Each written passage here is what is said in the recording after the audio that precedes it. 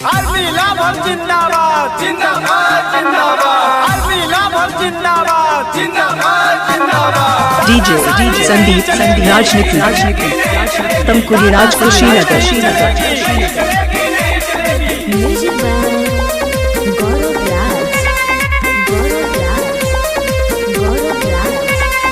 एक बात पूछी हम मोदी सरकार से, आर्मी पर आए ले कवन विचार से, 4 साल तय कैले कवन अधिकार से, महंगा पड़ी ले पंगा आर्मी लभर से। 4 साल ढीला नौकरी दे के छीला,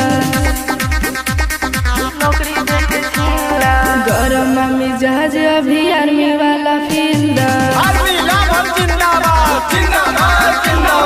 एक बात पूछी हम मोदी सरकार से, आर्मी पर आए ले कवन विचार से, 4 साल तय कैले कवन अधिकार से, महंगा पड़ी ले पंगा आर्मी लभर से। 4 साल ढीला नौकरी दे के छीला,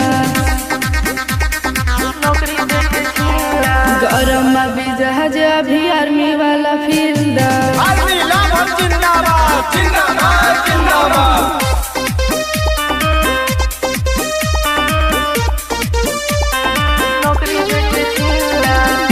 डीजे संदीप राजनीति तमकुली कुशीनगर।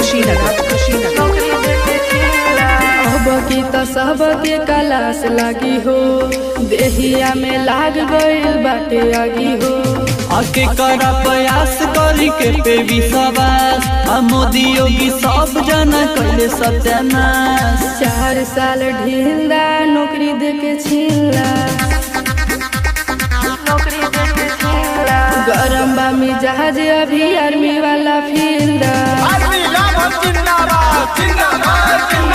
एक बात पूछी हम मोदी सरकार से, आर्मी पर आए ले कवन विचार से, 4 साल तय कैले कवन अधिकार से, महंगा पड़ी ले पंगा आर्मी लभर से। 4 साल ढीला नौकरी दे के छीला, गरम मिजाज अभी आर्मी वाला फील्डा।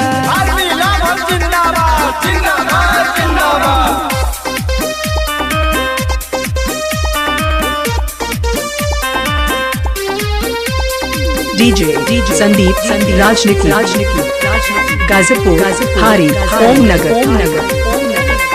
झूठा हूँ के सब नेता वादा करेले, अपन से नाश मर्यादा करेले। ऐसन सरकार अधिकार बाटे हो, केहू के नहीं मन विचार बाटे हो। 4 साल ढीला नौकरी दे के छीला, गरम मिजाज अभी आर्मी वाला फील्डा। के बात पूछी हम मोदी सरकार से, आर्मी पर आए ले कवन विचार से, 4 साल तय कैले कवन अधिकार से, महंगा पड़ी ले पंगा आर्मी लभर से। 4 साल ढीला नौकरी दे के छीला, गरम मिजाज अभी आर्मी वाला फील्डा। Mobile number 95 010 51 335।